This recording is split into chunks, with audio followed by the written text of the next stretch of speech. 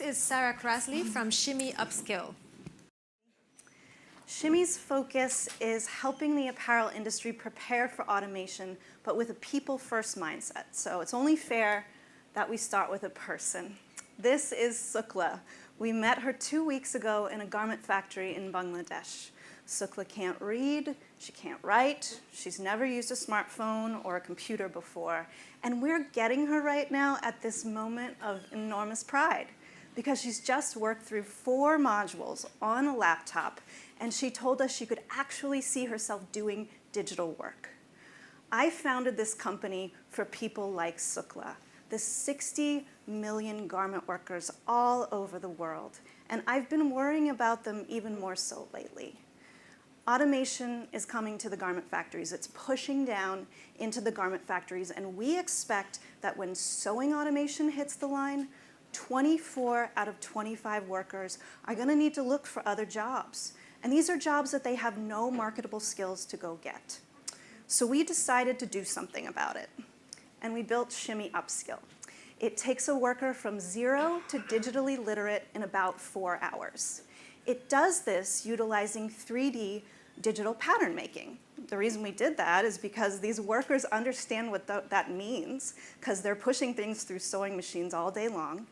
The other reason we did it is because it's a very linear career path. If a worker shows aptitude in digital pattern making, they can move into a higher skilled, higher paid position in a factory where they're already employed. We absolutely could not use an out-of-the-box software to make this happen. We knew we had to build a more inclusive interface. We also know that there's demand for this kind of work.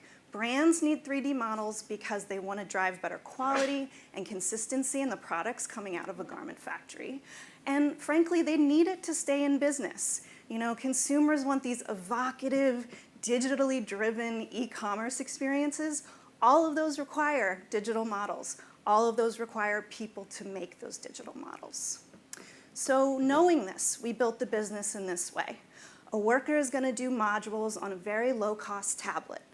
As they're doing that work, they're tagging and annotating assets that are building a very valuable data set. On the other side, apparel brands and manufacturers are licensing use of that data set to speed up their product design and development cycles. We wanted to build this company based on shared value. So we spent the last week with PVH, the largest apparel brand in the United States, figuring out how Upskill could help their bottom line. We are so excited to be considered for MIT Solve because what I've shown you here is 9 months worth of work. And we would love to figure out how to scale to government digital literacy initiatives and bring more workers into higher skilled positions. Thank you. Thank you. Oliver? No, I'm putting you on the spot. Vilas.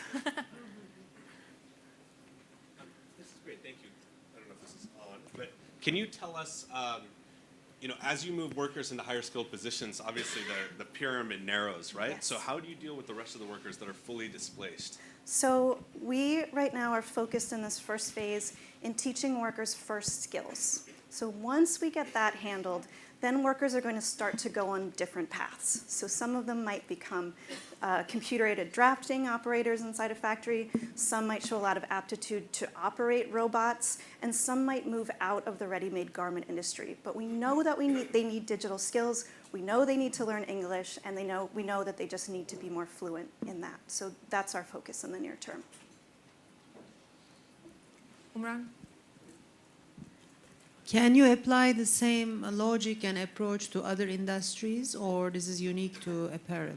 We imagine so, but on a personal note, I worked in design and manufacturing for a long time. And I decided when Rana Plaza collapsed that I wanted the next phase of my career to focus on women.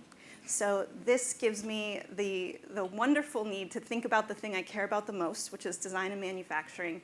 I get to build product for women, and there's 60 million of these workers, so we feel like that's going to keep us busy for a while. But yes, I imagine that this work could move into other manufacturing segments as well. Oliver. This is great, and without taking anything away from what you've built, are you thinking of ancillary services around the social pressures that face these women, helping them seek Yes. those jobs? What else are you going to provide around I mean, this? we have crazy ideas of making video games to help men see that women going into higher skilled positions aren't a threat to them. So there are a lot of different pressures. In the near term, we've heard that teaching workers better soft skills will help them move into supervisory positions. That gets complicated because they want the overtime of being a sewing machine operator, but we know that that will be something that will empower them and make them effective communicators. Michelle is next. Yeah. I can stand right here.